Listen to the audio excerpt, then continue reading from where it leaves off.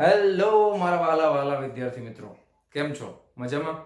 મારું નામ છે ફાલ્ગુન અદ્રોજા, હું રાજકોટથી છું અને તમે જોઈ રહ્યા છો ફિઝિક્સ વિથ ફાલ્ગુન સર.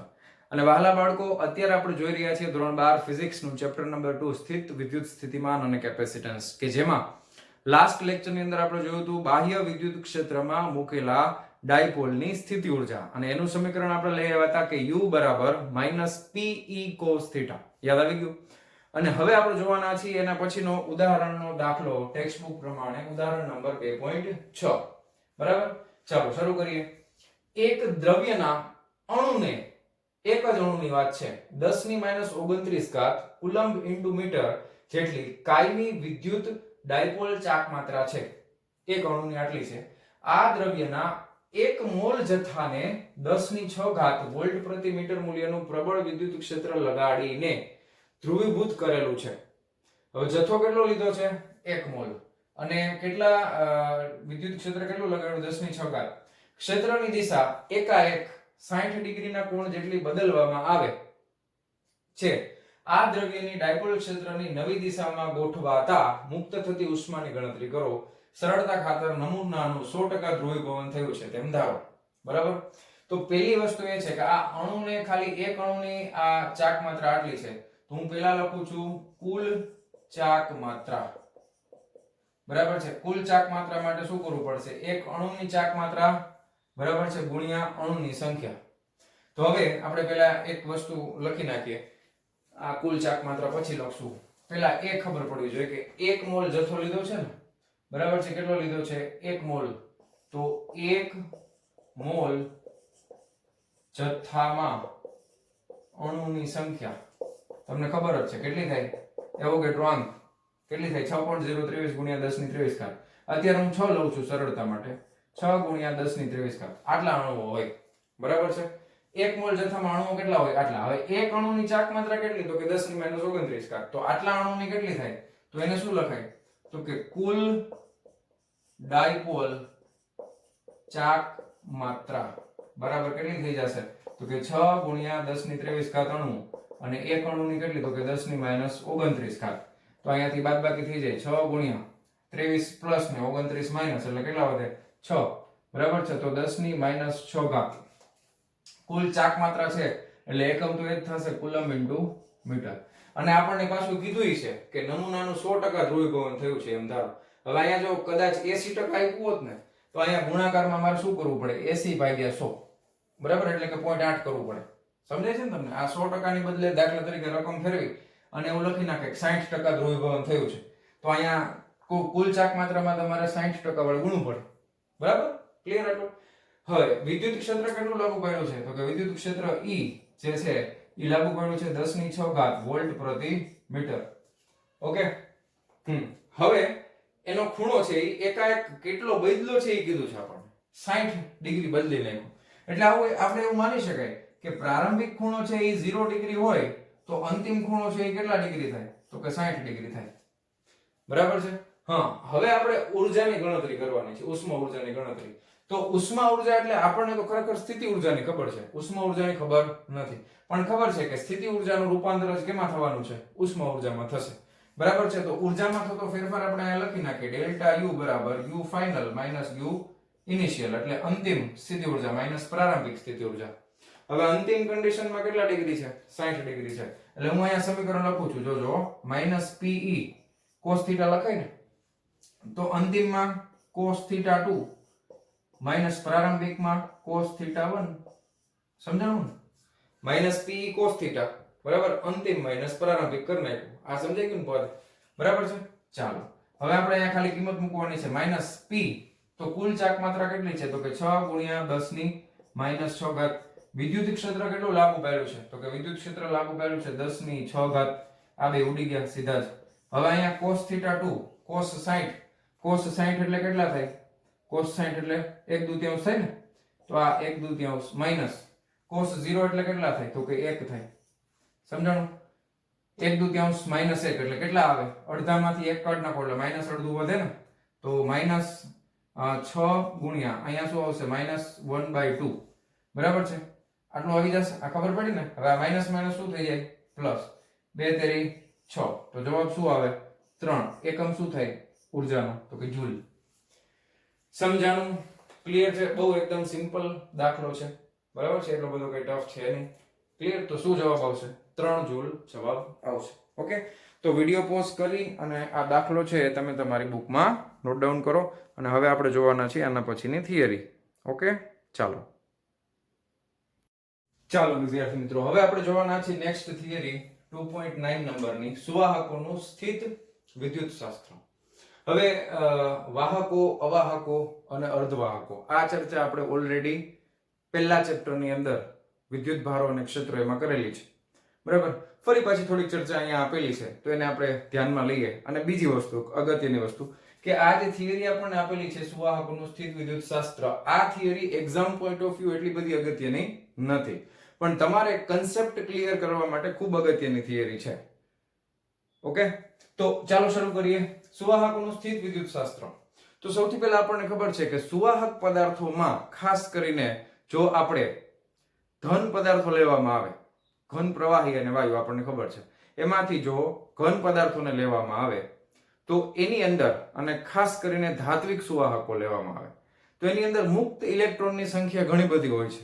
તમે કેમિસ્ટ્રીની અંદર ભણો છો કે સૌથી બહારની કક્ષામાં રહેલો ઇલેક્ટ્રોન કે જે વેલેન્સ ઇલેક્ટ્રોન તરીકે ઓળખાય છે એ ફટાફટ મુક્ત થઈ જશે, અને એવા ઘણા બધા મુક્ત ઇલેક્ટ્રોન વાહક પદાર્થની અંદર હશે. પરંતુ એ મુક્ત ઇલેક્ટ્રોન વાહક પદાર્થની સપાટી ઉપર ગતિ કરવા માટે મુક્ત છે, પણ એ વાહક પદાર્થને છોડીને એની બહાર જઈ શકતા નથી. એ વાહક પદાર્થની જે બોર્ડર હોય એ બોર્ડરને ક્રોસ કરીને બહાર જઈ શકશે નહીં. એ વસ્તુ આપણને ખબર છે. હવે વાહક પદાર્થમાં ઇલેક્ટ્રોન ગતિ કરે છે અને ઇલેક્ટ્રોન મુક્ત થઈ ગયા હોય તો એ ઇલેક્ટ્રોન મુક્ત થવાથી એ વાહક પદાર્થની અંદર ન્યુક્લિયસ જે છે એ તો સ્થિર રહેવાનું છે, ન્યુક્લિયસ પોતાની જગ્યાએ ફિક્સ હોય અને એ જગ્યાએ ધન આયનોનું નિર્માણ થાય. અને ઇલેક્ટ્રોનની ગતિ દરમિયાન એ જે છે એ વાયુ જેવી રચના કરે છે, અને એ વાયુ, દાખલા તરીકે વાયુના અણુઓ હોય તો એ એકબીજા સાથે અથડામણ અનુભવતા હોય છે. એવી જ રીતે મુક્ત ઇલેક્ટ્રોન જ્યારે વાહક પદાર્થમાં ગતિ કરતા હશે ત્યારે તે એકબીજા હારે પણ ભટકાતા હશે અને સાથે સાથે ન્યુક્લિયસની સાથે પણ, જે ધન આયનો છે એની સાથે પણ ભટકાતા હશે. ક્લિયર આટલી વસ્તુ?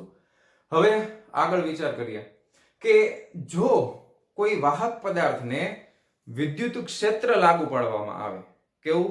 વિદ્યુત ક્ષેત્ર, પણ ખાસ ધ્યાન આપણે આ શબ્દ ઉપર આપવાનું છે, સ્થિત, કે વિદ્યુત ક્ષેત્ર, અચળ વિદ્યુત ક્ષેત્ર આપવામાં આવે તો શું થશે? હવે ઇલેક્ટ્રોન પોતાની ગતિ જે છે એ તો જાળવી રાખે છે, પણ એ વિદ્યુત ક્ષેત્રના લીધે ઢસડાશે, અને જેને ડ્રિફ્ટ વેગ કહેવાય. અને ડ્રિફ્ટ વેગ વિશે આપણે પ્રકરણ 3 ની અંદર ડિટેલમાં ભણવાના છીએ, એનું સમીકરણ સાબિત કરવાના છીએ, I બરાબર અવની, બરાબર. તો એના વિશે આપણે અત્યારે ચર્ચા નથી કરતા, પણ ઇલેક્ટ્રોન ઢસડાશે. શું કામ ઢસડાશે? કારણ કે તમે બાહ્ય વિદ્યુત ક્ષેત્ર આપો છો, એટલા માટે ઇલેક્ટ્રોન ઢસડાશે અને પ્રવાહની રચના કરશે. ક્લિયર આટલું? તો અને બીજી વસ્તુ, આ વાત કરી આપણે ધન પદાર્થોની. જો પ્રવાહી પદાર્થની વાત કરવામાં આવે તો પ્રવાહી પદાર્થોમાં પણ આયનો હોય છે. પ્રવાહીની અંદર ધન આયનો અને ઋણ આયનો હશે, અને વિદ્યુત ભારો ગતિ કરશે. જ્યારે બાહ્ય વિદ્યુત ક્ષેત્ર પૂરું પાડવામાં આવે છે ત્યારે વિદ્યુત ભાર ગતિ કરશે, પરંતુ પ્રવાહીમાં એક બીજું બળ પણ જવાબદાર હોય છે વિદ્યુત ભારોની ગતિ માટે, અને એને આપણે કહીએ છીએ રાસાયણિક બળો. તમે નેક્સ્ટ ચેપ્ટરમાં બેટરી વિશે શીખવાના છો, ઇવન કેમિસ્ટ્રીની અંદર પણ આ ટોપિક છે બેટરીનો. ઓકે, એ ટોપિકની અંદર રાસાયણિક બળોના લીધે આપણને ખબર છે એનોડ હોય અને કેથોડ હોય, અને એની અંદર ધન આયનો અને ઋણ આયનો છે એ ગતિ કરતા હશે. તો એ રીતે વિદ્યુત ભાર, વિદ્યુત પ્રવાહ જનરેટ થવા પાછળનું કારણ પ્રવાહી પદાર્થોની અંદર આયનોની ગતિ છે. ઓકે, તો આટલી ચર્ચા, પ્રારંભિક ચર્ચા સુવાહકોનું સ્થિત વિદ્યુત શાસ્ત્રમાં આપણે કરવાની હતી. અને હવે ટોપિક વાઇઝ આપણે જોતા જઈએ. એમાં સૌથી પહેલો ટોપિક આપણને કહે છે કે સુવાહકની અંદરના ભાગમાં સ્થિત વિદ્યુત ક્ષેત્ર શૂન્ય હોય છે. સ્થિત, સ્થિત એટલે સ્થિર. સુવાહકની અંદરના ભાગમાં સ્થિત વિદ્યુત ક્ષેત્ર શૂન્ય હોય છે. આને હું તમને ફરી પાછું સમજાવું. દાખલા તરીકે મારી પાસે કોઈ સુવાહક ગોળો છે. આ સુવાહક ગોળામાં બાહ્ય વિદ્યુત ક્ષેત્ર હોય તો પણ ભલે, બાહ્ય વિદ્યુત ક્ષેત્ર ન હોય તો પણ ભલે. એટલે E does not equal to 0 હોય તો પણ ભલે, બાહ્ય વિદ્યુત ક્ષેત્ર હોય તો પણ ભલે, ન હોય તો પણ ભલે. જો આ સુવાહક પદાર્થને વિદ્યુત ભારિત કરેલો હોય, ધન વિદ્યુત ભાર કે ઋણ વિદ્યુત ભાર આપેલો હોય તો પણ ભલે, ન આપેલો હોય તો પણ ભલે, કોઈ પણ પરિસ્થિતિ હોય, પણ આપણને ખબર છે કે ધાત્વિક સુવાહક પદાર્થમાં એક ગુણધર્મ છે, એનો પ્રોપર્ટી છે કે વિદ્યુતભાર હંમેશા ધાતુ પદાર્થની સપાટી ઉપર જ રહેશે. કોઈ દિવસ વિદ્યુતભાર ધાતુ પદાર્થની અંદર ગતિ કરતા નહીં હોય. એ હંમેશા હશે તો એની સપાટી ઉપર જ હશે. જો ધન વિદ્યુતભારિત કરેલો હશે તો બધો ધન વિદ્યુતભાર સમાન અંતરે અને એની સપાટી ઉપર ગોઠવાઈ જશે. અને આ જ પરિસ્થિતિ ઋણ વિદ્યુતભારને પણ લાગુ પડે છે. અને આવું શું કામ થાય છે એ આપણે આગળ ઓલરેડી પ્રકરણ 1 માં ચર્ચા કરેલી છે. થોડુંક તમને કહી દઉં. ગોસનો નિયમ આપણને ખબર છે, અને ગોસના નિયમમાં આપણે સાબિત કર્યું હતું કે અંદરના ભાગમાં વિદ્યુત ક્ષેત્ર E બરાબર 0 થાય. ઓકે, ગોળીય કવચ વાળી થિયરી યાદ કરો. અને બીજું એ પણ તમને યાદ ન હોય તો ધારો કે આ સુવાહક પદાર્થ ઉપર તમે કોઈ વિદ્યુતભાર આપો છો તો સમાન વિદ્યુતભાર વચ્ચે હંમેશા શું થાય? અપાકર્ષણ થાય. એટલે દાખલા તરીકે બે ધન વિદ્યુતભાર અહીંયા છે નજીક નજીક, તમે એવી કલ્પના કરો કે અંદરના ભાગમાં ક્યાંક છે, તો એ હંમેશા બેને ધક્કો મારશે. ધક્કો મારશે એટલે મેક્સિમમ ક્યાં સુધી જઈ શકે? તો કે ધાતુ પદાર્થની સપાટી સુધી આવી શકે. એની બહાર તો જવાના છે નહીં. એટલે હંમેશા કોઈ પણ ધાતુ પદાર્થને વિદ્યુતભારિત કરવામાં આવે તો વિદ્યુતભાર હંમેશા એની સપાટી ઉપર જ રહેશે. અંદરના ભાગમાં વિદ્યુતભાર ન હોય. હવે અંદરના ભાગમાં વિદ્યુતભાર નથી એટલે ગોસના નિયમ પ્રમાણે આપણે લખીએ Qin by epsilon naught, એટલે આ અંદરનો વિદ્યુતભાર છેદમાં epsilon naught, તો આ હંમેશા શું થાય? તો કે 0 થાય. અને એના લીધે અંદરના ભાગમાં વિદ્યુત ક્ષેત્ર હંમેશા કેવું આવશે? 0 આવશે. ક્લિયર? તો આ વિદ્યુતભારની પરિસ્થિતિ માટે વિદ્યુત ક્ષેત્ર 0 છે. એ જ પ્રમાણે સ્થિત શબ્દ હું એટલા માટે કહું છું કે જ્યારે તમે કોઈ બાહ્ય વિદ્યુત ક્ષેત્ર લગાવશો, હવે આ બીજી પરિસ્થિતિ તમને સમજાવું, ધ્યાનથી સમજજો. આ પરિસ્થિતિ આપણે ડિટેલમાં આના પછીની થિયરીમાં પણ સમજવાના છીએ, પણ થોડીક તમને કહી દઉં, હિન્ટ આપી દઉં. દાખલા તરીકે આ ધાતુનો ગોળો છે, એમાં બાહ્ય વિદ્યુત ક્ષેત્ર આપેલું છે, એટલે E does not equal to 0 છે. હવે બાહ્ય વિદ્યુત ક્ષેત્ર હોય એટલે તમારે ખબર જ પડી જાય કે આ દિશામાં છે એટલે ધન આ બાજુ હોય, ઋણ આ બાજુ હોય. વિદ્યુત ક્ષેત્રની રેખા ધનમાંથી નીકળે ને ઋણમાં જાય. હવે વિદ્યુતભારમાં દાખલા તરીકે આ સુવાહક પદાર્થ છે તો ઇલેક્ટ્રોન છે એ બધા આ બાજુ આકર્ષિત થશે, અને ધન આયનો છે એ બધા આ બાજુ આકર્ષિત થશે. પણ સ્થિત પરિસ્થિતિ એટલે કે અમુક સમય પછી, સ્થિત એટલે અમુક સમય પછીનો વિચાર કરવાનો છે. જ્યારે આ વિદ્યુતભારી થઈ જશે ત્યારે આના લીધે જે વિદ્યુત ક્ષેત્ર ઉત્પન્ન થશે એ ધન થી ઋણ તરફ આમ છે, અને બાહ્ય વિદ્યુત ક્ષેત્ર આમ છે. બે સમાન મૂલ્યના વિરુદ્ધ દિશામાં હશે એટલે ફાઇનલી અંદર તો વિદ્યુત ક્ષેત્ર હંમેશા 0 જ આવશે. આ પરિસ્થિતિની આપણે ડિટેલમાં ચર્ચા કરવાના છીએ. ઓકે, આ ટોપિક પૂરો થાય આખો 2.9 એના પછીની થિયરીમાં. ઓકે, હવે નેક્સ્ટ સેકન્ડ ટોપિક આપણને શું કહે છે? સેકન્ડ ટોપિક આપણને એવું કહે છે કે વિદ્યુત ભારિત સુવાહકની સપાટી પર સ્થિત વિદ્યુત ક્ષેત્ર સપાટીને દરેક બિંદુએ લંબ હોય છે. સ્થિત વિદ્યુત ભારિત સુવાહકની સપાટી પર સ્થિત વિદ્યુત ક્ષેત્ર સપાટીને દરેક બિંદુએ લંબ હોય છે. સ્થિત વિદ્યુત ક્ષેત્ર એટલે આપણે સ્થિત શબ્દ આવે એટલે અચળ સમજવાનું. કેવું સમજવાનું? અચળ. હંમેશા સપાટીને લંબ હોય. એવું કેમ? તો હું તમને બે ઉદાહરણ આપું. દાખલા તરીકે અહીંયા કેન્દ્રમાં ધન વિદ્યુતભાર છે અને એક ગોળાની કલ્પના કરવામાં આવે, અને આ વિદ્યુતભારિત ગોળો છે. ખરેખર આપણને ખબર છે કે સુવાહક પદાર્થ હશે એટલે વિદ્યુતભાર તો બધા સપાટી ઉપર હશે, પણ વિદ્યુત ક્ષેત્રની રેખાઓ છે એ બધી ખરેખર તો કેન્દ્ર ઉપર વિદ્યુતભાર ગણીને જ આપણે નક્કી કરીએ છીએ ને. વિદ્યુત ક્ષેત્રની રેખાઓ જે છે એ બધી આ રીતે અહીંયાથી બહાર નીકળતી હશે ધન વિદ્યુતભાર હોય તો. ઓકે, આ રીતે વિદ્યુત ક્ષેત્રની રેખાઓ બહાર નીકળે. ઓકે, હવે વિદ્યુત ક્ષેત્રની રેખાઓ બહાર નીકળે છે એટલે આ અહીંયા આગળ જો આની ત્રિજ્યા r હોય તો બધા બિંદુઓ પાસે વિદ્યુત સ્થિતિમાન કેવું થાય? V બરાબર અચળ થાય. કારણ કે આ બધા બિંદુઓ પાસે વિદ્યુત ક્ષેત્ર E બરાબર અચળ છે, કારણ કે બધાની ત્રિજ્યા સરખી છે. તો આ સપાટી પરનો દરેકે દરેક બિંદુ છે તો આ સપાટીને કેવી સપાટી કહેવાય? યાદ કરો, આને કહેવાય સમસ્થિતિમાન પૃષ્ઠ. શું કહેવાય? સમસ્થિતિમાન પૃષ્ઠ. યાદ આવી ગઈ થિયરી? તો આ જે સપાટી બને છે સમસ્થિતિમાન પૃષ્ઠ છે, અને આ જે મેં રેખા ડ્રો કરેલી છે આ વિદ્યુત ક્ષેત્રની રેખા છે.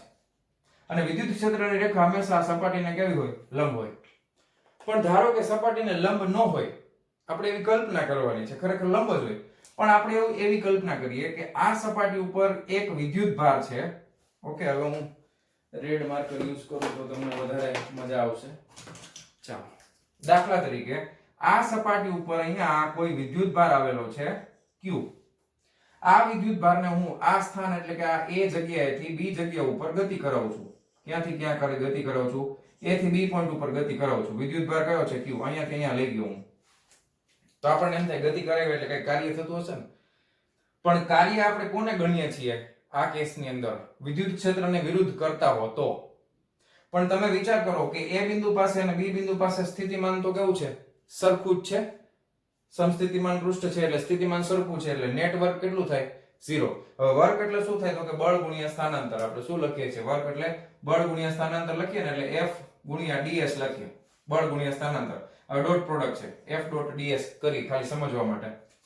હવે અહીંયા આગળ તમે સ્થાનાંતર ds નહીં, અહીંયાથી આટલી જે તમે અંતર કાપો છો ને એને આપણે dl નામ આપી દઈએ. કેટલી લંબાઈ, dl જેટલી લંબાઈ સ્થાનાંતર કરીએ, F ડોટ dl આટલું સ્થાનાંતર કરીએ. હવે F બરાબર શું લખાય વાલા બાળકો, QE ગુણ્યા dl લખાય.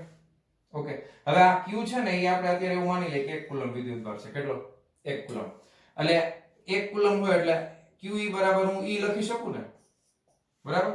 હવે ડોટ પ્રોડક્ટ છે એટલે E dot dl dot cos theta. Dot product છે એટલે શું આવે ગુણાકારમાં cos થીટા. હવે તમે એક વસ્તુ નોટિસ કરો કે આ ભાગ ઉપર વિદ્યુત ક્ષેત્ર 0 છે તો કે ના, કારણ કે અહીંયા વિદ્યુત ભારિત પદાર્થ છે એટલે વિદ્યુત ક્ષેત્ર તો અહીંયા હશે એટલે E does not equal to 0 છે. તમે વિદ્યુત ભારને અહીંયાથી અહીંયા ગતિ કરો છો તો શું સ્થાનાંતર 0 છે તો કે ના, dl does not equal to 0, સ્થાનાંતર પણ 0 નથી. તો શું થવું જોઈએ તો કે cos થીટા 0 થવું જોઈએ. શું 0 થવું જોઈએ, cos થીટા 0 થવું જોઈએ. એનો મતલબ એમ કે થીટા બરાબર કેટલા ડિગ્રી થાય, cos 0 ક્યારે થાય તો કે થીટા જો 90 ડિગ્રી હોય તો આ ખૂણો કોની વચ્ચેનો છે તો કે વિદ્યુત ક્ષેત્ર અને સ્થાનાંતર વચ્ચેનો ખૂણો છે. સમજાય છે? ટેક્સ્ટ બુકમાં પણ એ રીતે સમજાવેલું છે કે જો વિદ્યુત ક્ષેત્ર આને લંબ ન હોય તો વિદ્યુત ક્ષેત્રના બે ઘટકો મળે, એક મળે cos થીટા અને એક મળે sin થીટા. બરાબર. જો વિદ્યુત ક્ષેત્ર સપાટીને લંબ ન હોય તો વિદ્યુત ક્ષેત્રના બે ઘટકો મળે. એને હું તમને બીજી રીતે સમજાવું. દાખલા તરીકે આ કોઈ સપાટી છે અને આ સપાટીમાં વિદ્યુત ક્ષેત્ર, આ સપાટીનો ક્ષેત્રફળનો સદિશ આમ છે S વેક્ટર, અને વિદ્યુત ક્ષેત્ર છે એ દાખલા તરીકે સમસ્થિતિમાન પૃષ્ઠ હોય તો ખરેખર તો આ રીતના દાખલા આવું શક્ય નથી, પણ આપણે અત્યારે માનીએ કે વિદ્યુત ક્ષેત્ર આમ છે તો આના બે ઘટકો હોય, એક સમાંતર ઘટક હોય, એક E cos થીટા થાય અને એક લંબ ઘટક હોય E sin થીટા થાય. બરાબર. તો કાર્ય થવું જોઈએ, પણ કાર્યમાં તો જવાબ 0 આવે છે. કાર્યનો જવાબ તો આપણે અહીંયા જોયું કે કાર્ય કેટલું થાય છે, 0. વિદ્યુત ભારિત સુવાહકની સપાટી પર સ્થિત વિદ્યુત ક્ષેત્ર સપાટીને દરેક બિંદુએ લંબ હોય. જો લંબ ન હોય તો આવી પરિસ્થિતિનું નિર્માણ થાય E cos થીટા અને આના E ના બે ઘટકો મળે, અને E ના બે ઘટકો મળે છે તો સપાટીને જે સમાંતર ઘટક છે તો કાર્ય તો, અને સપાટીના માની લો કે આ લંબ ઘટક લીધો ને, એ જ વસ્તુ આપણે અહીંયા સમજાવી છે. જો કાર્ય તો 0 થાય છે એટલે cos થીટા તો 0 થાય તો cos તો 90 ડિગ્રી જ આવવું જોઈએ. તો આ વસ્તુ ખરેખર શક્ય નથી. ક્લિયર? તો આમાં તમારે કઈ આકૃતિ ડ્રો કરીને જો લખવું હોય, શીખવું હોય તો એ તમે નોટ ડાઉન કરી લો. અને હવે આપણે આના નેક્સ્ટ ટોપિક જોઈએ છીએ તો વિડીયો પોઝ કરીને લખી લેજો. ચાલો જવા દઉં છું. હા, ચાલો. નેક્સ્ટ ત્રીજા નંબરનો મુદ્દો શું કહે છે કે સ્થાયી સ્થિતિમાં સુવાહકના અંદરના ભાગમાં વધારાનો વિદ્યુતભાર હોઈ શકે નહીં. હવે આ મારે તમને પાછું સમજાવવાની લગભગ જરૂર લાગતી નથી. ઘણી બધી વખત મેં તમને સમજાવી દીધું છે ઓલરેડી. આગળના લેક્ચર જો તમે જોયેલા હોય તમને યાદ હશે. ફરી પાછું એકવાર કહી દઉં આવ્યું છે તો કે તમને ખબર છે કે સુવાહક આમાં પહેલી જ વખત મેં તમને શું સમજાવ્યું કે અંદર તમે ગૌસિયન પૃષ્ઠનો વિચાર કરો તો ગૌસિયન પૃષ્ઠની અંદરના ભાગમાં નેટ વિદ્યુતભાર, વિદ્યુત ક્ષેત્ર 0 છે એનો મતલબ એમ કે અંદર વિદ્યુતભાર શૂન્ય જ હોવો જોઈએ. કોઈ દિવસ એમાં વિદ્યુતભાર હોય નહીં. અને સ્થાયી સ્થિતિની વાત કરી છે. ઓકે, તો સ્થાયી સ્થિતિમાં સુવાહકના અંદરના ભાગમાં વધારાનો વિદ્યુતભાર હોઈ શકે નહીં, રહી જ ન શકે. કારણ કે તમે એક વસ્તુ નોટિસ કરો કે વિદ્યુતભાર એટલે આપણે સિંગલ વિદ્યુતભાર નથી સમજવાનો. કારણ કે નાનામાં નાનો વિદ્યુતભાર તો 1.6 × 10⁻19 છે. હવે અંદરના ભાગમાં વિદ્યુતભાર હોય તો એ 2, 3 ની સંખ્યામાં કંઈક હોય ને. ખાલી એટલું મેળવવું જ શક્ય નથી. તો એ બધા એકબીજાને અપાકર્ષણ કરતા હોય તો એ ફાઇનલી સપાટી ઉપર જ જતા રહેશે. એ થોડા સેન્ટરમાં રહેવાના છે. ક્લિયર? તો પહેલો મુદ્દો આ રીતે આપણે ત્રીજા નંબરનો ક્લિયર કરી નાખશું. અને ચોથા નંબરનો, સુવાહકના સમગ્ર કદમાં સ્થિત વિદ્યુત સ્થિતિમાન અચળ હોય છે અને અંદરના ભાગમાં તેનું મૂલ્ય સપાટી પરના મૂલ્ય જેટલું જ હોય છે. આ ખૂબ જ અગત્યનો મુદ્દો છે. MCQ માટે, દાખલાઓ માટે બધી રીતે આ મુદ્દો ખૂબ અગત્યનો છે. આને ધ્યાનથી સમજવાનો છે. ચાલો ફરી પાછી આપણે આકૃતિ ડ્રો કરી નાખીએ. ધારો કે આ એક સુવાહક પદાર્થ છે, ગોળ જ લેશું આપણે, અને આ એના કેન્દ્રથી દરેકે દરેક આપણને ખબર છે કે વિદ્યુત ક્ષેત્રની રેખાઓ કોઈ પણ જગ્યાએ આપણે લઈએ તો એ ક્ષેત્રને લંબ અને હંમેશા બહારની તરફ હશે. અંદરના ભાગમાં વિદ્યુત ક્ષેત્ર 0 છે અને બહારના ભાગમાં કંઈક વિદ્યુત ક્ષેત્ર છે, does not equal to 0. બરાબર. પણ અંદરના ભાગમાં કેવું છે તો કે 0 છે. હવે અંદરના ભાગમાં વિદ્યુત સ્થિતિમાન કેટલું થાય અમે તમને પહેલાય સમજાવેલું છે v બરાબર અંદરના ભાગમાં અચળ થશે શું કામ એવું થાય કે વિદ્યુત સ્થિતિમાનની વ્યાખ્યા આપણને એમ કહે છે કે એકમ ધન વિદ્યુતભારને અનંત અંતરેથી વિદ્યુત ક્ષેત્રમાંના આપેલા બિંદુ સુધી લઈ આવવા માટે કરવા પડતા કાર્યને તે બિંદુ પાસેનું વિદ્યુત સ્થિતિમાન કહે છે તો તમે એકમ ધન વિદ્યુતભારને દાખલા તરીકે આ એકમ ધન વિદ્યુતભાર છે અને અનંત અંતરેથી વિદ્યુત ક્ષેત્રમાંનું આપેલું બિંદુ અહીંયા સુધી સપાટી સુધી લઈ લો કારણ કે અહીંયા સુધી વિદ્યુત ક્ષેત્રની વિરુદ્ધ તમારે કાર્ય કરવું જ પડશે તો આ બિંદુ પાસે કંઈક વિદ્યુત સ્થિતિમાન હશે કેટલું હશે તો કે kq/r હવે આ q શું છે તો કે આ સપાટીની અંદર રહેલો વિદ્યુતભાર ધારો કે q છે ઓકે ખરેખર તમને ખબર છે સુવાહક પદાર્થ હોય તો અંદર ન હોય પણ આ બધો ક્યાં પથરાયેલો હોય અહીંયા પણ આપણે તમને ખબર છે ગોસના નિયમમાં આપણે શીખી લીધો કે વિદ્યુતભાર જો સપાટી ઉપર પથરાયેલો હોય તો પણ આપણે વિદ્યુત ક્ષેત્રનું સમીકરણ લગાવીએ તો એ બધા વિદ્યુતભારને કેન્દ્ર ઉપર માની શકાય ધારી શકાય કેન્દ્ર ઉપર છે એવું તો એ પ્રમાણે સમીકરણ મળે kq/r હવે અંદરની વાત કરી કે સાહેબ અંદર કેમ અચળ થઈ ગયું તો કે અંદર મારે જવું છે આને પહેલા તો મારે આને જમ્પ કરીને અંદર જવું પડશે આ સપાટીને હવે આ સપાટીને જમ્પ કરીને જવું તો મારે ઓછામાં ઓછું આટલો વિદ્યુત સ્થિતિમાન જોઈએ તો એ મને સપાટી ઉપરનું વિદ્યુત સ્થિતિમાન મળે હવે હું આને જમ્પ કરીને અંદર જાઉં છું હવે અંદર જાઉં છું તો હું શું જોઉં છું કે અંદર વિદ્યુત ક્ષેત્ર તો 0 છે તો મારા માટે ખુલ્લું પટ મળી ગયો ગમે આ રખડપટ્ટી કરો કાંઈ વાંધો નથી વિદ્યુત ક્ષેત્ર 0 છે કોની વિરુદ્ધ કામ કરવાનું કોઈની વિરુદ્ધ નહીં તો અંદર કઈ કામ કરવું પડે તો કે ના અંદર કોઈ કામ ન કરવું પડે તો વિદ્યુત સ્થિતિમાનમાં કઈ ફેરફાર થાય તો કે ના કાંઈક તમારે અંદર વિદ્યુત ક્ષેત્ર હોય તો જ તમે એની વિરુદ્ધ કંઈક કામ કરશો અંદર વિદ્યુત ક્ષેત્ર નથી કોની વિરુદ્ધ કામ કરશો કઈ નહીં તો અંદરના ભાગમાં વિદ્યુત સ્થિતિમાન હંમેશા કેવું રહેશે અચળ તો આ મુદ્દો એમસીક્યુ પોઈન્ટ ઓફ વ્યૂ દાખલા પોઈન્ટ ઓફ વ્યૂ ખૂબ જ અગત્યનો મુદ્દો છે ઓકે તો આ તમે ખાસ નોટ ડાઉન કરી લેજો તમારી ટેક્સ્ટ બુકમાં જ્યાં કરવું હોય ત્યાં આઈએમપી કરીને નોટ ડાઉન આ મુદ્દો કરી લેજો બરાબર એટલે આ આપણે ખાસ યાદ રાખવાનું છે હંમેશા કોઈ પણ સુવાહક પદાર્થની અંદર વિદ્યુત ક્ષેત્ર 0 હોય પણ જો સુવાહક પદાર્થમાં વિદ્યુત ભારિત કરેલો હોય તો અંદરના ભાગમાં વિદ્યુત સ્થિતિમાન કેવું રહેવાનું છે અચળ રહેવાનું છે ક્લિયર તો આ 3 અને 4 નંબરના મુદ્દા નોટ ડાઉન કરી લ્યો અને હવે આપણે જોઈએ છીએ આના પછીના મુદ્દા નેક્સ્ટ મુદ્દો છે વિદ્યુત ભારિત સુવાહકની સપાટી પર વિદ્યુત ક્ષેત્ર વિદ્યુત ભારિત સુવાહકની સપાટી ઉપર વિદ્યુત ક્ષેત્ર છે એનું મૂલ્ય આપણને મળશે E બરાબર σ/ε0 n કેપ હવે આવું કઈ રીતે મળે છે એ હું તમને બે રીતે કરાવી શકું ટેક્સ્ટ બુકમાં એક રીતે જ આપેલું છે જો તમે મારું પહેલું ચેપ્ટર એમાં મેં વધારાના સ્વાધ્યાયના દાખલા પણ કરાવેલા છે એ આખું જોયેલું હોય તો તમને ખબર પડી જાય કે વિદ્યુત ભારિત સુવાહકની જસ્ટ બહારના ભાગમાં વિદ્યુત ક્ષેત્ર σ/ε0 જ થાય ઓકે તો એ પહેલા તમને યાદ કરી દઉં શું હતું કે પાતળી ગોળીય કવચ વાળી જે ગોસનો નિયમ હતો તો પાતળી ગોળીય કવચ માટે વિદ્યુતભાર જે અહીંયા પથરાયેલો હતો બરાબર આ રીતે સમાન રીતે પથરાયેલો હતો ફટાફટ એકવાર રિવાઇઝ કરાવી દઉં છું અને દાખલા તરીકે અહીંયાથી આ ત્રિજ્યા છે એની કેપિટલ R હતી અને બહારનું કોઈ બિંદુ હોય ત્યાં આપણે ગાઉસિયન પૃષ્ઠ વિચારેલું ને આ સ્મોલ r આપણે લીધેલું સ્મોલ r છે ગ્રેટર ધેન r હોય પણ અત્યારે આપણે એવું માની લઈએ small r is equal to r છે તો આના માટે વિદ્યુત ક્ષેત્ર આપણે ગાઉસના નિયમ ઉપરથી લેવા હતા kq/r². વિદ્યુત ક્ષેત્ર આટલું હતું. હવે k ની કિંમત આપણે મૂકી દઈએ. k એટલે શું થાય 1/4πε0.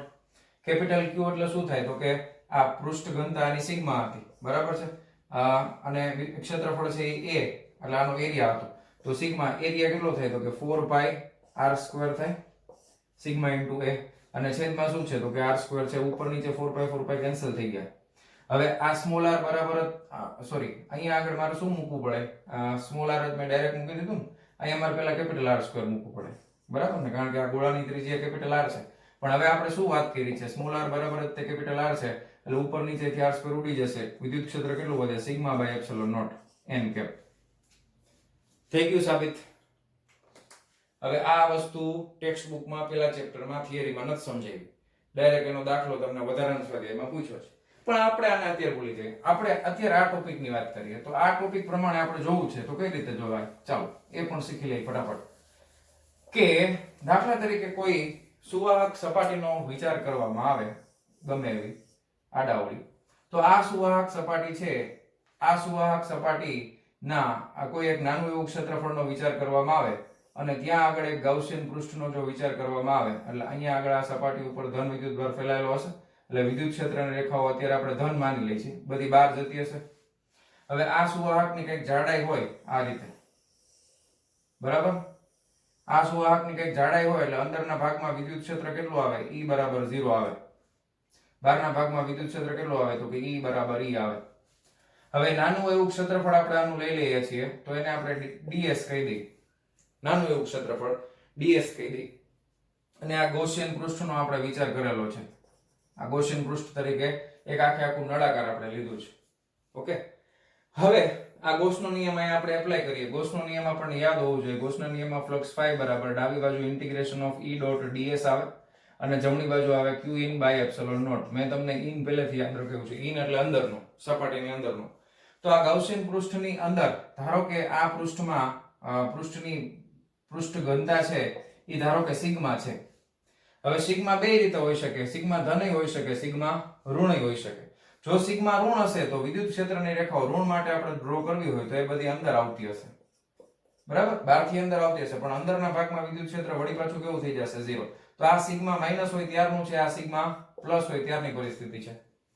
ક્લિયર? તો અંદરનો વિદ્યુતભાર, ચોખ્ખો વિદ્યુતભાર હું શું લખી શકું? તો કે સિગ્મા વિદ્યુતભાર શું લખી શકું? q બરાબર, અથવા તો q in લખ્યું છે ને આપણે, તો q in જ લખીએ. ચાલો, q in બરાબર શું થઈ જશે? તો કે સિગ્મા ઇન્ટુ ds થઈ જાય નવું, સિગ્મા ઇન્ટુ ds. હવે મારે q in છે અને ધન જ લેવું હોય તો આ સિગ્મામાં માનાંક કરી નાખીએ એટલે કાંઈ વાંધો આવે નહીં. ક્લિયર? તો સિગ્મા ઇન્ટુ ds થઈ જશે. ડાબી તરફ વિદ્યુત ક્ષેત્ર E છે, ઇન્ટિગ્રેશન ઓફ ds કરવાનું છે આપણે. તો હવે ડાબી બાજુને જમણી બાજુને સરખાવવાની છે, ખાલી બીજું કશું જ નથી. હવે વિદ્યુત ક્ષેત્ર તો તમે આનું સંકલન કરશો તો વિદ્યુત ક્ષેત્ર તો અચળ જ રહેવાનું છે. વિદ્યુત ક્ષેત્ર ડાબી બાજુ શું રહેવાનું છે? અચળ. અને સપાટીનું ક્ષેત્રફળ આપણે નાનું એવું લીધું છે ds. તો કુલ ડાબી બાજુનું પદ શું લખી શકાય? E dot ds is equal to જમણી બાજુનું પદ શું આવશે? તો કે q in by epsilon naught. q in એટલે કેટલા છે? માનાંકમાં સિગ્મા પ્લસ ઓર માઈનસ જે હોય તે ds ના છેદમાં epsilon naught. બે બાજુથી ds ds કેન્સલ થઈ જશે. વિદ્યુત ક્ષેત્ર શું મળ્યું? સિગ્મા બાય એપ્સિલોન નોટ મળ્યું માનાંકમાં. દિશા શું? તો કે n કેપ. આવી ગયું સમીકરણ, ફટાફટ સાબિત થઈ ગયું. આપણે આ નાના એવા ક્ષેત્ર માટે કર્યું છે એટલે અહીંયા તમે સંકલન નહીં લ્યો તો ચાલશે, કારણ કે આ આટલા ક્ષેત્રફળ માટે જ આપણે જોયું છે. આખી સપાટી માટે જોવાની જરૂર નથી, એ જ આવશે. ક્લિયર? તો બે બાજુથી ds ds કેન્સલ થઈ જશે અને આ રીતે આપણને સમીકરણ મળી જશે. માનાંકમાં એટલા માટે લીધું છે કે પ્લસ ઓર માઈનસ કોઈ પણ હોઈ શકે. વિદ્યુત ક્ષેત્રની દિશા જો માઈનસ હશે તો અંદર તરફ આવશે, ધન હશે તો બહારની તરફ આવશે. તો ખાસ આપણે આ યાદ રાખવાનું છે. આ દાખલા માટે, MCQ માટે ખૂબ અગત્યનું છે કે કોઈ પણ વિદ્યુત ભારિત સુવાહકમાં એની સપાટી જસ્ટ સપાટીની સાવ નજીક વિદ્યુત ક્ષેત્ર કેટલું હોય? તો કે સિગ્મા બાય એપ્સિલોન નોટ જેટલું હોય. ક્લિયર છે? તો આ તમે તમારી બુકમાં નોટ ડાઉન કરી લો. અને હવે આપણે જોઈએ છીએ આના પછીનો ટોપિક. ચાલો જવા દઉં છું. ચાલો, 6થા નંબરનો મુદ્દો છે સ્થિત વિદ્યુત શિલ્ડિંગ. સ્થિત વિદ્યુત શિલ્ડિંગ વિશે આપણે ઓલરેડી પરિચિત છીએ. સ્થિત વિદ્યુત શિલ્ડિંગ એટલે વાત કરવાની છે બખોલની. બખોલ કોને કહેવાય? દાખલા તરીકે કોઈ એક બહારથી આપણને આમ ઘન દેખાતો હોય એવો કોઈ પદાર્થ છે, પણ ખરેખર એના અંદરના ભાગમાં છે ને આ રીતની બખોલ છે, એટલે ખાલી જગ્યા જ્યાં હવા આવેલી હોય, અથવા શૂન્યાવકાશ છે તો શૂન્યાવકાશ માની લો, કોઈ વાંધો નહીં, આ બખોલ છે એવું માની લે. તો આને તમે આગળના ચેપ્ટરમાં ગૌસના નિયમની ઉપયોગિતામાં જે આપણે ગોળીય કવચ વાળું જોયું છે એ રીતે સરખાવી શકો. તો બખોલનો અંદરનો ભાગ છે એમાં હંમેશા વિદ્યુત ક્ષેત્ર છે એ 0 થાય. હવે આ પદાર્થ વિદ્યુત ભારિત હોય તો પણ ભલે, વિદ્યુત ભારિત ન હોય તો પણ ભલે, બાહ્ય વિદ્યુત ક્ષેત્ર લગાવેલું હોય તો પણ ભલે, બાહ્ય વિદ્યુત ક્ષેત્ર ન હોય તો પણ ભલે, પણ બખોલના ભાગમાં વિદ્યુત ક્ષેત્ર હંમેશા 0 થશે. કઈ પરિસ્થિતિમાં? હવે એની સાબિતી આપવાની હવે આપણે લગભગ જરૂર લાગતી નથી. આ રીતનો એક વધારાના સ્વાધ્યાયનો દાખલો પહેલા ચેપ્ટરમાં છે અને એમાં મેં આ વસ્તુ ડિટેલમાં સમજાવેલી પણ છે. ઓકે, જો તમે ન જોયું હોય તો એ જોઈ લેજો. બધા સ્વાધ્યાયના દાખલા વધારાના પણ મેં કરાવેલા છે, એમાં તમે જોઈ શકો છો. હવે એક વસ્તુ તમે નોટિસ કરો કે અહીંયા જો સિગ્મા ધન હોય, સિગ્મા ઋણ હોય. ધન હશે તો વિદ્યુત ક્ષેત્રની રેખાઓ બહાર નીકળતી હશે, ઋણ હશે તો વિદ્યુત ક્ષેત્રની રેખાઓ અંદર દાખલ થતી હશે. ક્લિયર? હવે અહીંયા દાખલા તરીકે આ સપાટી છે તો અહીંયા વિદ્યુત સ્થિતિમાન છે V0 હોય તો અંદરના બખોલના ભાગમાં પણ વિદ્યુત સ્થિતિમાન V બરાબર કેટલું આવે? V0 આવે. અંદરના ભાગમાં હંમેશા વિદ્યુત ક્ષેત્ર કેટલું થઈ જવાનું છે? 0 થઈ જવાનું છે. ક્લિયર? અંદરના ભાગમાં કોઈ વિદ્યુત ભાર પણ હશે નહીં. Q = 0. વિદ્યુત ભાર પણ અંદર રહી શકે નહીં. ક્લિયર છે? અને જો કોઈ વિદ્યુત ભાર અહીંયા દાખલ કરવામાં આવે, બખોલમાં દાખલ કરવામાં આવે, તો એ પાછો બધો વિદ્યુત ભાર ક્યાં વહી જવાનો છે? સપાટી ઉપર વહી જશે. આપણે હમણાં જ ભણ્યા હતા કે વિદ્યુત ભાર સુવાહક પદાર્થને આપવામાં આવે તો વિદ્યુત ભાર છે એ હંમેશા સપાટી ઉપર જતો રહેશે. એ અહીંયા ક્યાંય રહેવાનો નથી. હવે એ શું કામ નો રહે થોડુંક પાછું કહી દઉં. દાખલા તરીકે બે ધન વિદ્યુત ભાર અહીંયા સામસામે છે સરખા મૂલ્યના, તો બે એકબીજાને અપા કરશે ને, તો એકબીજાને અપા કરશે એટલે અહીંયા તો રહે જ નહીં ને, સપાટી ઉપર જ આવતા રહેશે ધડાક દઈને, અંદર રહી શકે નહીં. તો આ વાત હતી સ્થિત વિદ્યુત શિલ્ડિંગ માટેની, કે કોઈ બખોલનો ભાગ આપેલો હોય તો એમાં સ્થિત વિદ્યુત શિલ્ડિંગ એને કહેવામાં આવે છે, અને બખોલના ભાગમાં હંમેશા વિદ્યુત ક્ષેત્ર 0 થાય છે. વિદ્યુત સ્થિતિમાન જે સપાટી ઉપર હોય એટલું જ મળશે. અંદરના ભાગમાં કોઈ વિદ્યુત ભાર રહી શકે નહીં, અને જો અંદરના ભાગમાં તમે દાખલ કરશો તો એટલો જ વિદ્યુત ભાર બહારની સપાટી ઉપર જતો રહેશે. ક્લિયર છે? હવે એક બીજી વસ્તુ, આનો પ્રેક્ટિકલ ઉપયોગ આપણે ઘણી બધી જગ્યાએ કરીએ છીએ. ઇલેક્ટ્રોનિક્સ ઉપકરણો બનાવવામાં આનો બહુ ઘણો ઉપયોગ થાય છે. કોઈ ઇલેક્ટ્રોનિક ઉપકરણ હોય એને તમારે વિદ્યુત ક્ષેત્રથી કે વધારે પડતા વોલ્ટેજ છે અથવા કરંટથી બચાવવું હોય તો એને શિલ્ડ કરી અને તમે એની વચમાં એને રાખી દેશો તો એ બચી જશે. એનો આપણે પ્રેક્ટિકલ આપણી લાઈફમાં ઉપયોગ કરીએ છીએ જ્યારે ગાડી આપણે ચલાવતા હોઈએ અને બહાર વરસાદ આવતો હોય ફૂલ અને વીજળી થતી હોય, તો તમારે ખાસ ધ્યાને રાખવાનું છે કે ગાડીના બધા જ કાચ બંધ રાખવાના છે. શું રાખવાનું છે? ગાડીના બધા કાચ અને દરવાજા બધું બંધ રાખવાનું છે. એટલે એક શિલ્ડ બખોલ જેવી રચના થશે. બહારનો ભાગ ગાડીનો છે એ ભલે વિદ્યુત વાહક હોય, સપાટી છે એ ભલે મેટલની હોય, જો વીજળી પડશે છતાં પણ એ વીજળીની અસર ગાડીની અંદર બેઠેલ વ્યક્તિ ઉપર થશે નહીં. વીજળીની અસર કહું છું, પછી ગાડી બ્લાસ્ટ થઈ જાય અને ગુજરી જાય તો એમાં મારો વાંક નથી. પછી મને કહેવાનું આવતા સર તમે કીધું હતું જો આમ શિલ્ડિંગ, હા આવું થઈ ગયું, બરાબર. હું તમને એમ કહું છું કે એ વીજળી પડવાથી એ વિદ્યુત ભારિત પદાર્થ કોઈ અંદર બેઠેલી વ્યક્તિ છે એને શોર્ટ નહીં લાગે, કરંટ નહીં લાગે. પછી કોઈ કારણોસર ટાંકી ફાટી ગઈ હોય અને પછી એ પેટ્રોલની ટાંકી ફાટે અને જે થાય તો ભગવાન રક્ષા કરે. હવે એમાં હું કઈ કરી શકું નહીં. પણ આ બચવાનો એકમાત્ર ઉપાય આ છે કે વરસાદ પડતો હોય, વીજળી થતી હોય તો ગાડીના બધા કાચ અને બધા દરવાજા બંધ રાખવા જોઈએ. ક્લિયર છે? તો આ હતો છેલ્લો ટોપિક, સુવાહકોનું સ્થિત વિદ્યુત શાસ્ત્ર સમજવા માટેનો. તો પ્રેક્ટિકલી આપણે એક્ઝામ પોઈન્ટ ઓફ વ્યૂ જોઈએ તો આમાં અમુક મુદ્દા અગત્યના છે કે જેમાંથી તમને MCQ ના ફોર્મમાં ક્વેશ્ચન પૂછી શકે. જેમાંથી આ પણ એક છે સ્થિત વિદ્યુત શિલ્ડિંગ. આની આગળનો મુદ્દો હતો કે કોઈ પણ સુવાહકની જસ્ટ બહારના બિંદુએ વિદ્યુત સ્થિતિમાન કેટલું હોય, વિદ્યુત ક્ષેત્ર કેટલું હોય, સોરી, σ/ε0. ઓકે, અને એ રીતના તમને આમાંથી MCQ ના ફોર્મમાં પૂછી શકે. પણ આખી થિયરી લગભગ ક્યારેય બોર્ડમાં પૂછાણી નથી અને પૂછાવાની શક્યતા ખૂબ જ ઓછી છે. કન્સેપ્ચ્યુઅલ થિયરી છે આખી. તમારા કન્સેપ્ટ બધા સ્ટ્રોંગ થશે આ થિયરીની મદદથી.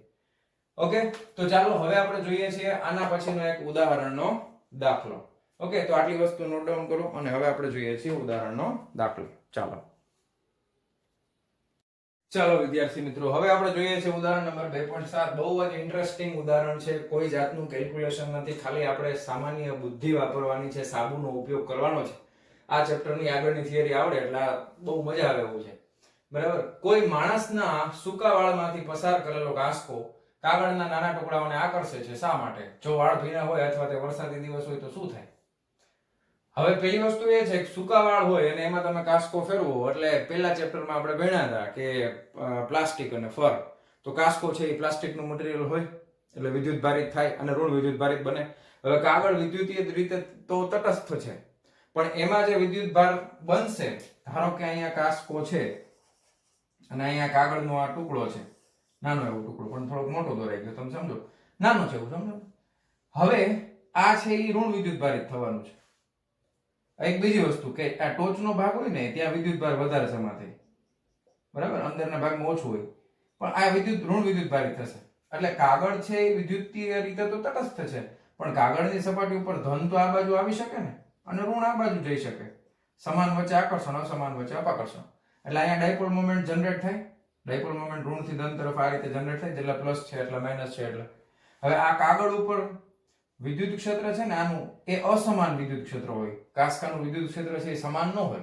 એટલે આ કાગળનો ટુકડો છે ને એના ઉપર બળય લાગે ને ટોર્કય લાગે. એટલે તમે નોટિસ કરેલું હશે કાગળનો ટુકડો છે ને ગોળ ગોળ ફરતો ફરતો આમ આવશે, આમ સીધે સીધો સાટા દઈને ના આવે, એ આમ ફરતો ફરતો આવે. તમારે ઘરે એક્સપેરિમેન્ટ કરવો હોય તો તમે કરી શકો શિયાળામાં, નો ડાઉટ. તો આ એના પાછળનું કારણ છે. પણ ભીના વાળ, જો વાળ ભીના હોય, હવે વાળ ભીના હોય તો ઘર્ષણ ન થાય, ઘર્ષણ ન થાય તો કાસ્કામાં વિદ્યુત ભાર જ ન આવે, તો કેવી રીતે કાસ્કો આને આકર્ષે? પોસિબલ નથી. તો એ વરસાદી દિવસ હોય તો શું થાય? તો એમાં પણ ભેજનું પ્રમાણ વધારે હોય અને વાળ ભીના હોય આપણા, એટલે એમાં પણ વિદ્યુત ભારિત થાય નહીં. તો શિયાળામાં આપણને વધારે એક્સપેરિમેન્ટ કરવાની મજા આવે અને આપણે એક્સપેરિમેન્ટ કરી શકીએ. બીજો પ્રશ્ન છે, સામાન્ય રબર અવાહક છે પરંતુ વિમાનના વિશિષ્ટ રબરના ટાયરો સહેજ સુવાહક બનાવવામાં આવે છે. આવું શા માટે?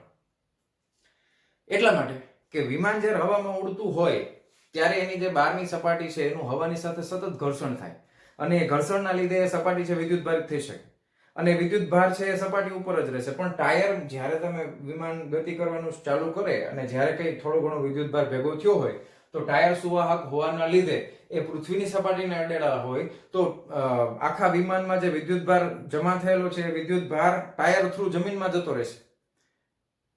કારણ કે પૃથ્વીનું વિદ્યુત સ્થિતિમાન છે ને એ 0 હોય, એટલા માટે જ આપણે અર્થિંગ કરીએ. પૃથ્વીના વોલ્ટેજ કોઈ પૂછે, પૃથ્વીના વોલ્ટેજ કેટલા? તો પૃથ્વીના વોલ્ટેજ હોય 0. એટલે જેમાં વિદ્યુત ભાર વધારે હોય એનું વિદ્યુત સ્થિતિમાન વધારે હોય. વિદ્યુત ભાર હંમેશા વધારે વિદ્યુત સ્થિતિમાનથી ઓછા વિદ્યુત સ્થિતિમાન તરફ ગતિ કરે, એટલે વિદ્યુત ભાર છે એ પ્લેનની સપાટી ઉપરથી ટાયર થ્રુ જમીનમાં જતા રહેશે. એના જેવો જ એક સી પ્રશ્નમાં પૂછ્યું છે તમને, દહનશીલ દ્રવ્યોને લઈ જતા વાહનોમાં જમીનને અડકતા હોય તેવા ધાતુના દોરડા રાખેલા હોય છે. શા માટે? હમણાં મેં તમને કીધું ને, ટાંકી ફાટે એમાં મારો વાંક નહીં. તો દહનશીલ પદાર્થ હોય તો એમાં કઈ શોર્ટ સર્કિટ થાય તો એ ફાટવાનું છે. હવે શોર્ટ સર્કિટ ક્યારે થાય? તો કે વધારાનો વિદ્યુત ભાર જમા થયો હોય તો જ શોર્ટ સર્કિટ થાય. દોરડા લટકાવેલા રાખો તો એમાં જે વધારાનો વિદ્યુત ભાર હશે દોરડા થ્રુ ક્યાં વયો જશે? જમીનમાં. Same to same. પ્રશ્ન બે અલગ છે, જવાબ એક જ છે. છેલ્લો પ્રશ્ન, ખુલ્લી હાઈ પાવર લાઈન પર પક્ષી આરામથી બેસે છે તો પણ એને કઈ નથી થતું, પણ જમીન પર ઉભેલો માણસ તે જ લાઈનને સ્પર્શે તો તેને રામ નામ સત્ય થઈ જાય છે. ટૂંકમાં પ્રાણઘાતક આંચકો લાગે છે. શા માટે? પક્ષીની સાઈઝ એક તો નાની હોય અને એકલું તાર એક જ તાર ઉપર બેઠું હોય. હવે બે એના પક્ષીના પગ એટલા બધા આમ પોળા ન થઈ શકે કે એક પગ એક તાર ઉપર, બીજો પગ બીજા તાર ઉપર, તો એની શોટ લાગે, મરી જાય. ઓકે, પણ એક જ તાર ઉપર બેઠું હોય. અને બીજું કે વિદ્યુત સ્થિતિમાન છે એ 0 થાય, કારણ કે એ બીજી કોઈ સપાટીને પક્ષી અડેલું નથી, ખાલી તારની લાઈનને અડેલું છે. તો જેટલું વિદ્યુત સ્થિતિમાન તારનું છે ને એટલું જ વિદ્યુત સ્થિતિમાન પક્ષીને મળે. એટલે વિદ્યુત સ્થિતિમાન સરખું હોય એટલે એમાંથી પ્રવાહ વહેતો નથી. હવે આમાં એક શબ્દ એ લોકો જો ટ્રાય કરી, જમીન ઉપર ઉભેલો માણસ લખ્યું. હવે જમીન ઉપર ઉભેલો માણસ તારને અડે તો વિદ્યુત, તમે જમીનમાં છો એટલે તમારું સ્થિતિમાન 0, જમીનને અડેલા છો એટલે, અને તારનું વિદ્યુત સ્થિતિમાન વધારે છે એટલે વિદ્યુત પ્રવાહ છે એ વહેવાનું તમારા શરીરમાંથી ચાલુ થાય, જમીનમાં જતો રહે, એટલે તમને શોટ લાગે અને રામ નામ સત્ય થઈ જાય. એટલે આપણે તારને અડવા જવાય નહીં. પછી ઘણા એવો પ્રશ્ન કરે, સાહેબ અમે પક્ષીની જેમ એક તારમાં આમ લટકી જાય તો બે હાથ પકડીને કઈ થાય? પણ એવો એક્સપેરિમેન્ટ હું તમને કરવાની કોઈ છૂટ આપતો નથી. ક્લિયર છે? એવું ન કરાય, કારણ કે આપણું શરીર મોટું હોય અને બે તાર વચ્ચેનું અંતર જે હોય એ આપણું શરીર એટલું મોટું હોય કે બીજો તાર છે એ આપણી નજીકમાં જ હોય, અને એટલો નજીક હોય અને આપણે હવે આગળના ચેપ્ટરમાં ભણશું કે કોઈ પ્રવાહધારિત તાર હોય ને તો ચુંબકીય ક્ષેત્ર ઉત્પન્ન કરે. તો એ ચુંબકીય ક્ષેત્રના લીધે તમે એ બાજુ ખેંચાઈ જાવ ને અડી ગયા એટલે વાર્તા પૂરી થઈ ગઈ. રામ નામ સત્ય છે. બરાબર. તો 2.7 નંબરનો ઉદાહરણનો દાખલો આપણે અહીંયા કમ્પ્લીટ કરીએ છીએ અને આજનો લેક્ચર પણ આપણે અહીંયા કમ્પ્લીટ કરીએ છીએ. મળીએ છીએ નેક્સ્ટ વિડિયો લેક્ચરમાં આના પછીના ટોપિકની સાથે. ત્યાં સુધી આવજો.